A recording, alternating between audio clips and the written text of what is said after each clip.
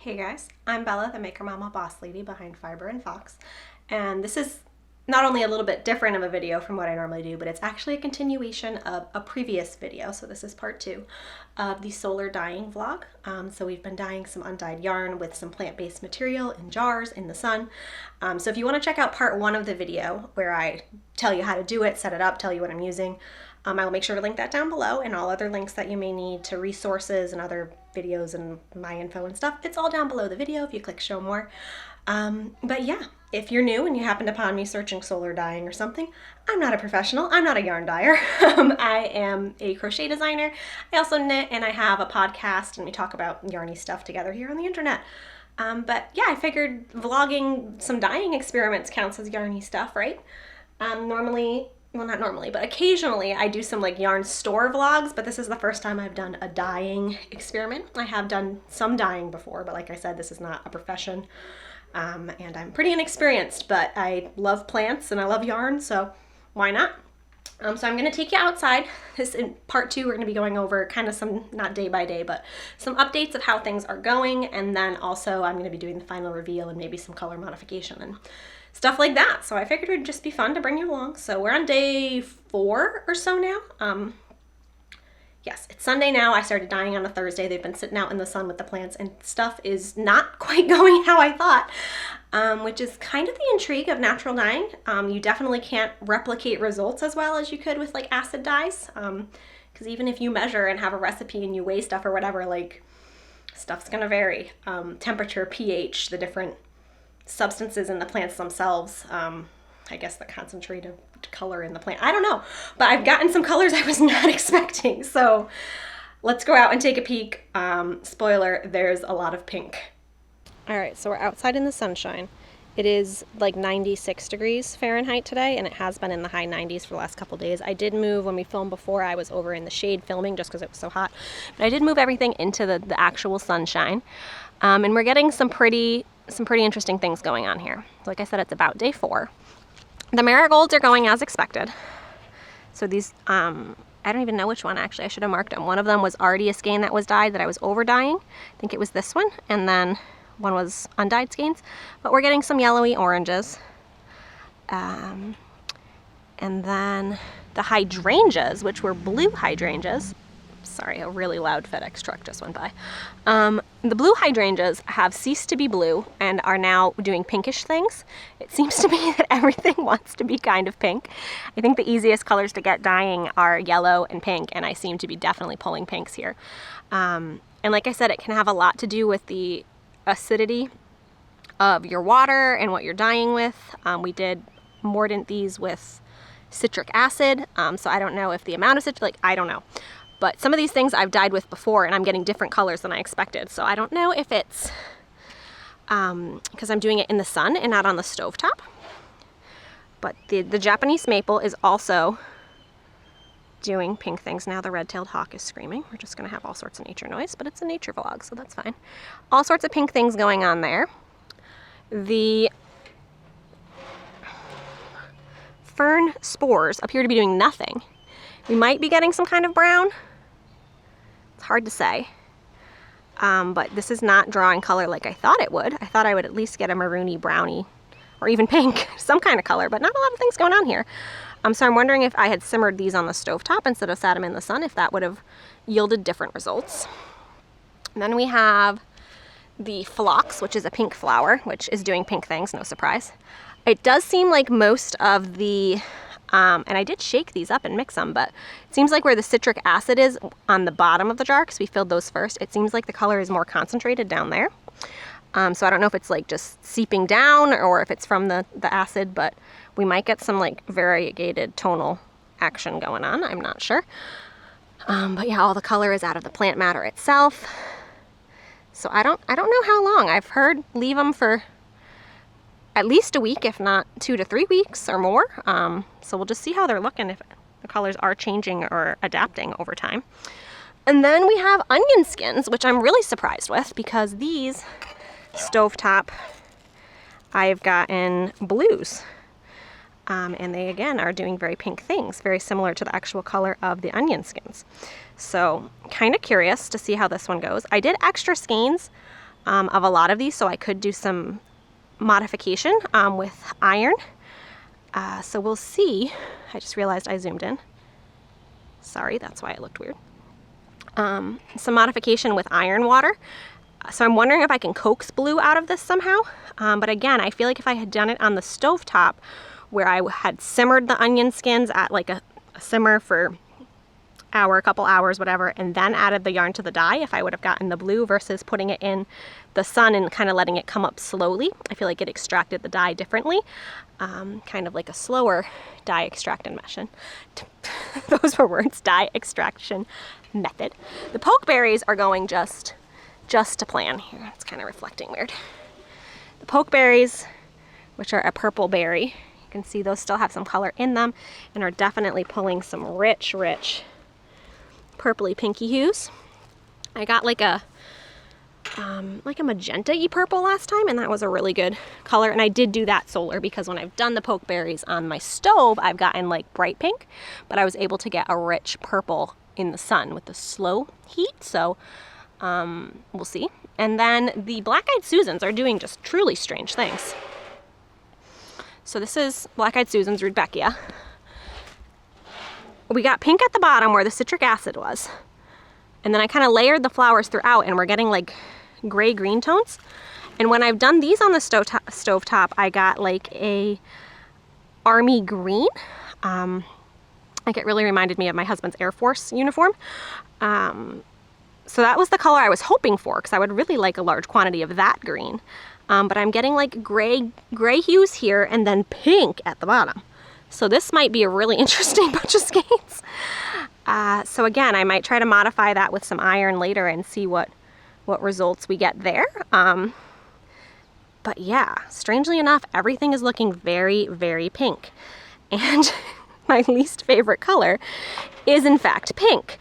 So I don't want this much pink yarn. So some of these might be getting over dyed. That's the beauty of this, is that we can over dye if we have to. The skeins, it's not going to be a waste. I will do something with them. But I'm really interested to see, because it's day 4 now, so I'm going to give it at least a week and then see if the colors continue to change after that or intensify.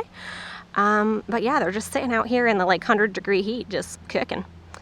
So yeah, that's my update for you, and we will check back soon and see if anything else is going on. A few more day 4 thoughts. I did open the jars just to make sure everything was submerged, because you don't want anything exposed to air. You want it all under the water. And there were some plants that were trying to float up. Airplane brake. Outside filming is so hard.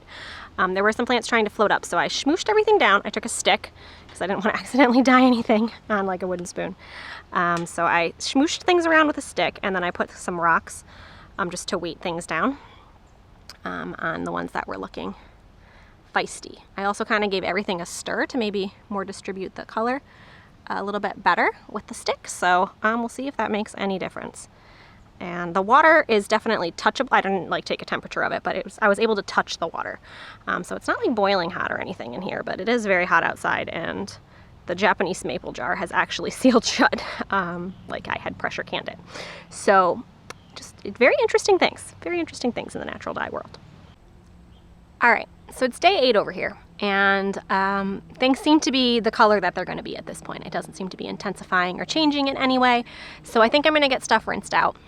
And yeah, honestly, I'm kind of disappointed in some of the yields of these colors, or surprised or something. That Pokeberry definitely did what I thought it would. Japanese maple, pleasantly surprised. It's definitely pinker than I wanted, but yeah, we're going to get these rinsed and see what colors they are. Like hydrangea, it's not even kind of blue or gray. I don't even know what to make of that. Black-eyed Susans, I don't know what they doing in there. But yeah, for now we're gonna get them rinsed out and see what we got. This is the beauty of the solar and natural dyeing, is it's really a surprise. Yeah, and I'm definitely surprised. I think maybe stovetop dyeing is what I'm gonna stick with in the future, even though it's more mess in my house, and I don't know. I think I can get different colors with the temperature more controlled. But really, I don't know the chemistry behind all of it. I know that temperature, acidity levels, pH and whatnot, dye within the plants. It all varies. But yeah, get these dried out and see how they're looking once they're clean. Cleaning all the plant bits out is not the best part. It's really not that fun, but we're gonna do it together. So I've moved over into the shade with the jars. We have this fox. He desperately needed to be involved, so he's here too. Here's the plan. I'm going to strain out the yarn into the colander, get out as much plant matter as I can. Sometimes it's easier to take it out once it's dry, but I'm gonna get out, you know, the big pieces and whatnot, and it's all kind of slimy and gross. But then I'm gonna put it in the kiddie pool. Again, I'm just trying to avoid making mess in my house and my kitchen, and yeah, so we're doing it in the kiddie pool. Some really gentle plant-based dish soap, and then I'm gonna give it a final bath with some actual wool wash, and then I'm gonna let it dry in my basement on a rack. I will say that it's not a good idea to leave solar dyed. Yeah, the zucchinis are not thriving over there, huh? They're not doing great. We planted some more. It's not been a good zucchini year. But yeah, you don't want to let plant dyed things dry in the sun because they're very light sensitive and the sun may completely bleach them. So we've done all this work, so we're gonna let them dry in the house. So let's get messy here. Fill it up.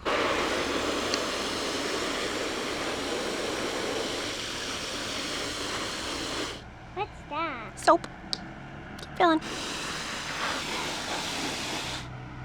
I'll start with the hydrangea just because it seems the least difficult to clean out. So, welcome to my neighborhood. The red-tailed hawks are feisty. All right. Normally, if I was doing this on the stovetop, I might save the dye liquid and try and either make another color with it, do another batch. But this has been sitting out in the sun. It's probably a little funky, so I'm just gonna strain it and get out as much plantiness as we can. Okay, so that one's kind of brown and this one's kind of pink. That's interesting.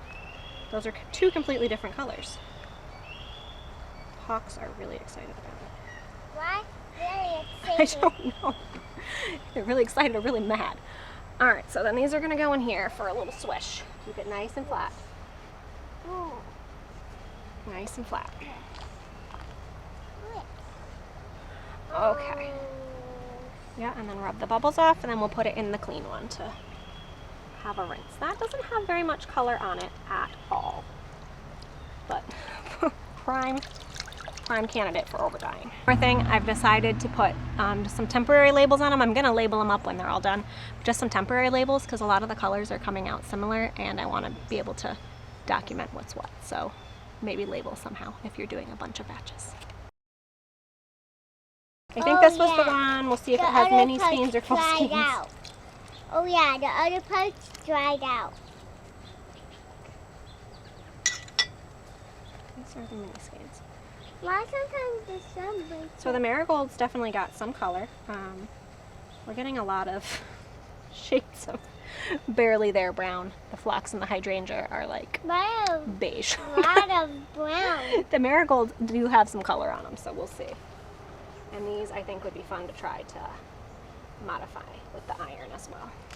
But this kind of got a cool variegated tie-dye kind of Can I put that one in there? 1 second, I want to show the camera.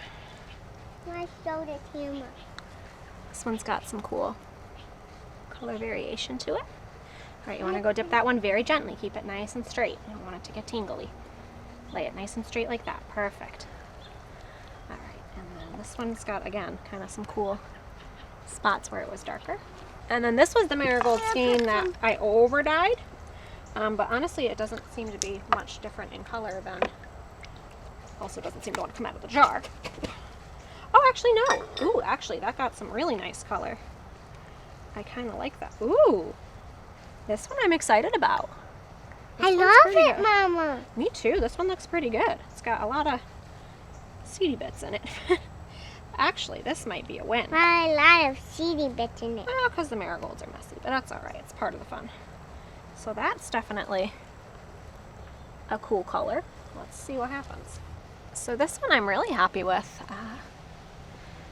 This one was one that was either dyed with marigolds originally or some other yellow. I don't even remember it. It wasn't labeled, but it had faded.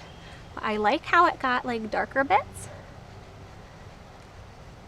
I think this one came out really good. We'll have to see how it looks when it dries. There's definitely still some plant matter in there, like the tiny marigold seeds, but like I said, it's a lot easier to pick those out when it is dry than try to get them out when it's wet. So we're just gonna let it do its thing for now. Onion skins definitely didn't turn blue, but we did get some interesting color. These smell pungent. Interesting color on this one. I'm not a huge pink fan, but this is a pleasant pale pink with some maroons and browns in it. I'm interested to see with the iron modifier what the onion does, because I know it has blue capabilities. I don't know if it would turn blue or purple or what we can get, but I am going to definitely try to mess with some of these. I feel like the Japanese maple yielded some really interesting color. Again, ooh, that's very pink. Look at that dye liquid. Shades of pink and brown over here. It's strange that like the green color is still in the leaves and like the red all soaked out. But yeah, we got another vibrant pink from Japanese maple. I was hoping more for a brownie maroon, but you get what you get and you don't get upset. So the Rudbeckia Black-Eyed Susan like did like a weird gray to pink, but absolutely none of the green I was hoping for gradient. Yeah, this one I'm really just kind of confused by. Let's see how it looks. I'm really confused. Because I thought it was gonna be green. Same yarn, same dye bath, but we got both gray and pink. What? Same dye bath? You wouldn't think that this flower would create a bright pink, but it did. Did you think that yellow and brown flower was gonna make pink yarn? No. No, me neither. So this one I had actually done full skeins because I was really hoping for green. But I've got like dirty pink. And this one smells the punkiest. So, interesting. This is the messy grand finale. We're gonna strain the pokeberries, which, unlike these other things, I know that I've gotten the best color results solar dyeing with this. When I did it on my stovetop, it went very, very pink. But this is a pretty rich purple. I probably could leave this more for another couple days, but I think it's about as purple. You can see the berries in there are pretty gray and have exhausted all of their color out of themselves. So, why got all the color out of it? Because all the color came out of the berries and soaked up into the yarn. Look at that color. This is also the worst to clean out because the berries get stuck everywhere.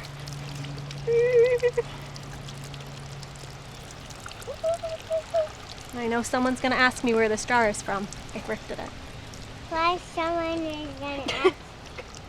That's how the internet works. Oh, these feel so gross. Come out of there. Oh, the yuckiness. Why yuckiness? These feel gross. Oh, look at that yarn though. Woo! That's purpley. That is like some Lisa Frank purple there. What's that? Who's a Lisa Frank? Who's Lisa Frank? She appreciates a good purple. That's who she is. All right, wow. Okay, so this is actually pinker than I would have thought, but still some really great purples. So let's... No, please itch my eye again. Please itch Pardon the me, I side need to of itch my- her eye. These mini skeins though. Woo! So good. This one definitely bleeds the most color. The other ones really didn't bleed very much at all. Trying to balance here. So look at this color. That is pretty incredible. That came from a plant. A plant that is pretty much considered a useless weed and a menace. That's incredible. Look at this color though. That's crazy. Just crazy.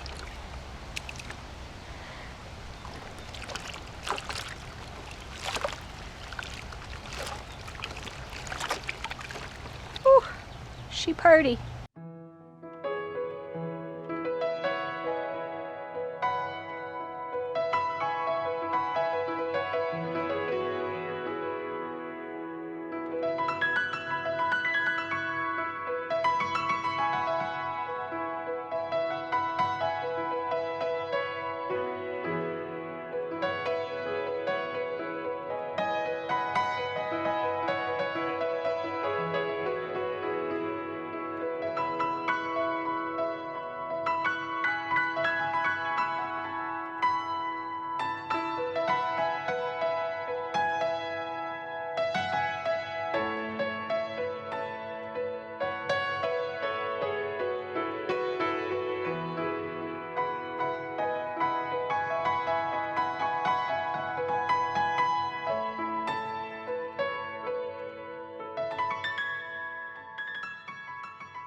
Which one's your favorite? I love this one.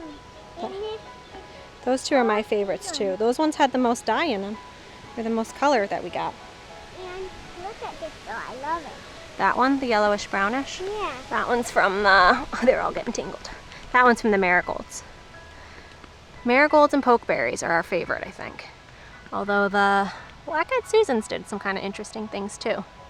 I am going to bring these inside to dry. They're just hanging out here on a lawn chair while I was rinsing, but we're going to bring them inside and then I'll show you what they look like dry.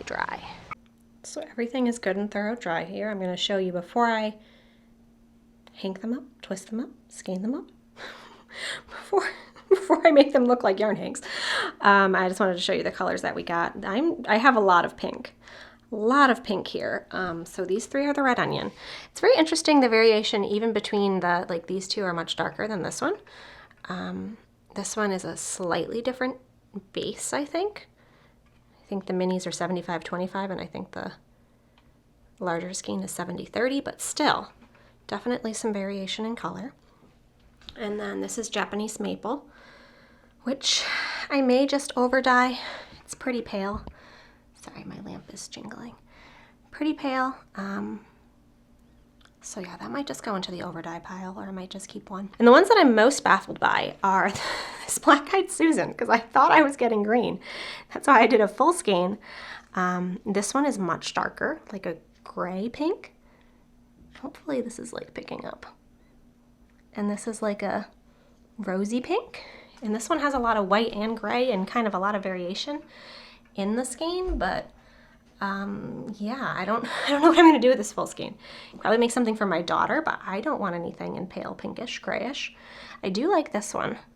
That one's a cool color, but this one's probably getting over dyed or put in the iron bath. So that's the pinks. We ended up with a whole bunch of that. Let me show you the other colors. And here are the browns and yellows.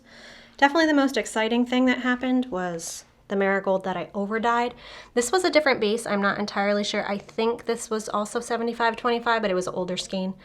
So the twist on it's a little different than the other ones, but this one picked up some really good color from the marigolds. It does tend to fade a lot, but I like this bit here where it's like grayish. So I think that'll be really pretty as something for me. And then these were the two marigold skeins that weren't over dyed. So they're kind of a brownish. Again, I like that dark gray brown bit. These are definitely candidates for over dyeing. I might keep one as a neutral for like sock heels or something, but not a super exciting color. And then there's all of this. This is beige. These are not the colors I thought I was gonna get from these. The hydrangeas, I thought for sure I was gonna be able to get some sort of bluish something. And then it like turned pink and I was like, okay, maybe I'll get another pink, but no, it's basically, yeah, let me grab an undyed skein to show you. Like that's an undyed skein. And then these are the dyed skeins. So not much happened here. So I think this whole batch, maybe with the exception of one or something I might try to iron modify, but I think this whole batch is just gonna go into the over dye pile because it's pretty close to being naked anyway. So yeah, that's hydrangea. Phlox didn't really pull any pink at all. There's like no color in there. And then the fern spores, we have a little bit of yellowish brownishness going on in some spots, like there, but overall pretty uneventful. Pretty like how they started. So marigolds, success. These other experiments, not so much. And then of course we have the real party, the pokeberries, the pokeweed. I wish it was a little more purpley and less of the pink, but I will say it is just astounding to me that there is something that is a weed that is generally, if it's in your yard, you pull it out so birds don't poop it everywhere and plant it and make a mess. Like a frowned upon thing could create this color. It just amazes me that God hid so much color in creation. Like, it's so beautiful. It's kind of picking up a little more blue on camera. Actually, it's picking up way more blue. But, yeah, if I back it up, it's a little truer to color. But, oh my goodness, it's just astounding to me that you can get this color out of a discarded weed. So these, I have 2 full skeins. Probably going to keep these as is. Might try to modify one of the minis and just see how it goes. This one's definitely pinker. I don't know what I'm going to make with it, but I just am so amazed. Yeah, it's pretty true to color there. Isn't that incredible? And I will say, I was pretty certain with the results I was going to get on this because I had done this before. When I've done it on the stovetop, I've definitely gotten more of this pink hue, or like there, more pink than the purple. But you can pack a lot of these berries into a jar. And I think one of the things on these other skeins is that I couldn't pack very many hydrangeas into a single quart jar. So on the stovetop, you can definitely get more color. But yeah, let me show you all the skeins inked up and we'll talk a little bit more about them.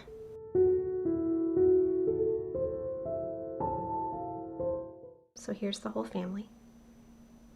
Overall, some wins, some losses, but it is amazing to see what colors are hiding and just experiment. And if you're not trying to make a replicatable color or something, this is a really fun way to do it. I think I have decided that stovetop might be the way to go for me, but doing a batch this big would take days and days. So I'm glad that I did the jars. Definitely learned a lot about quantity of dye stuff in a jar, the difference that it makes, the temperature, how fast it rises, obviously pH and all of that makes a big difference. And yeah, I wanted to show you all of them together before I modify or change anything. And real quick, before I forget to mention it elsewhere in this vlog, usually I store all of my yarns on a cubby shelf, but these are all going to be stored in a closed closet with a door on it, just because they are light sensitive and you don't want them to fade. So if you store them in a cube, the front end's going to get some sun fading just from the windows and whatever. So just something to think about if you're dyeing natural. All the dyeing and experimenting is done now, and I kind of just wanted to wrap this up, I guess, recap the whole experience. And I guess show you the ones that I modified. So I'll show you those first. I think I said several times in the video, I'm going to modify with iron water or with iron, and I didn't really explain what that was, I don't think. As I was looking back editing, I was like, oh, I probably should mention that. So it's a way of changing the pH, which can affect the color. So basically I have a glass jar full of basically rusty water, water with some things made out of iron in it. We live close to a lot of walking trails that were built over old railroads, so there's a lot of just weird metal parts. So I don't even know what they are, but old rusty things that I put in water you can use if you have nails or stuff like that. Throw them in some water, give them a good soak until your water looks, good and rusty. So I've had it for a while. It's kind of been, steeping. And I think it's more common to throw the iron water in with the initial dye bath. Again, not an expert, but what I did was I soaked them all on the stove at a low simmer in some of the iron water. And I think where I went wrong is that I think I had 6 skeins. I put all 6 in together, and I think the Pokeberry was not entirely color fast. So some of them became purpley when they weren't purpley before. So it's not a true, what is it, double blind? I don't know. My science experiment went a little wrong on that. But yeah, so these are the ones that I modified. And I probably should have labeled them better. I thought I had a good system, but now I'm not entirely sure what is what. But here's what I think we have. I know for sure this is the Pokeberry, and this was the other Pokeberry skein. So original Pokeberry, iron modified Pokeberry. But again, I think some of the color leached out and into other colors. So I don't know, interesting. Definitely a different color that I can now work with. This one I know is, let me see. I know this one is the red onion with some of my hair on it. So this is the original red onion. This is the modified red onion. It kind of got browner. I was hoping there was some kind of blue or purple that was going to happen, but nope. Just kind of beigeier pink. And then this one is, I'm trying to find the original skein, sorry. This one, Black Eyed Susans, didn't change much. Not much occurred here. So this is the original, this is the modified. Pretty the same. So that's interesting. And then we have these 3. Putting them in, I thought I was going to be able to tell no problem what they were because they were all very different skeins. I'm pretty sure this one's the marigold. So, marigold, fairly certain. But it ended up with some pinky hues that I don't think it would have had otherwise if it wasn't in with the Pokeberry. So marigold. Then there's these 2. One of them is Japanese maple and one of them is the fern spores. and I'm really not sure which one is which. The Japanese maple skein is this guy, and the fern spore one was basically beige. So this might be the fern spore and this might be the Japanese maple. I kind of really like this purpley one, but again, this might have, come on, focus. This might have a lot to do with the pokeberry and not just the skein itself. So I'd be curious to see if I messed with Japanese maple again, if I could get this kind of dusty lavender purple. And then the fern spores, I think, just soaked up extra pokeberry liquid. So those are the ones that I modified. All in all, let me show you the collection. I did put the ones that weren't really a color back in with the undyed, so those will be revisited later. But the ones that I'm keeping for now, we got all the pokeberry variations together. Very interesting. They're all very different, even the ones that weren't modified. Like this one is totally different from that one. The two large ones, completely different. Even though they were all in the same bath. We got marigolds. This one was overdyed, and then these are the two that were bare skeins. So very different colors there. This one's just so pretty. We've got, nope, hang on. I'm just like coated in mini skeins here. Red onion, very pink. If anybody has any suggestions on what to do with all this pink yarn, I definitely could make something for my daughter, but it's a lot. It's just a lot pink. Then we have Black-Eyed Susans.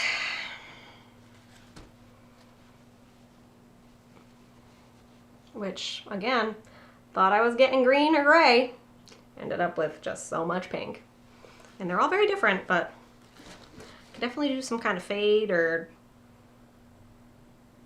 I don't know, alternate skeins and like have enough to make probably a whole garment and maybe like a shawl as well for her. But these, oh wait, no, this one was Black-Eyed Susan. I don't know what I just showed you, but this is a Black-Eyed Susan skein as well. And then we have these two little mystery buddies here that we think were fern spores and Japanese maple, but we just don't know for sure. That seems like it's Japanese. I don't know.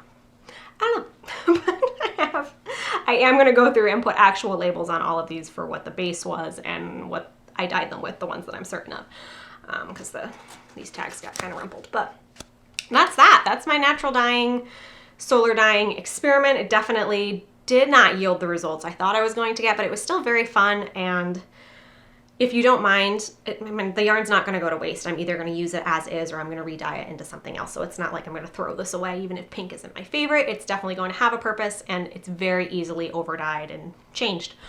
So yeah, if you don't mind messing around and getting some results may vary kind of results, I think it's a really fun way to play with yarn.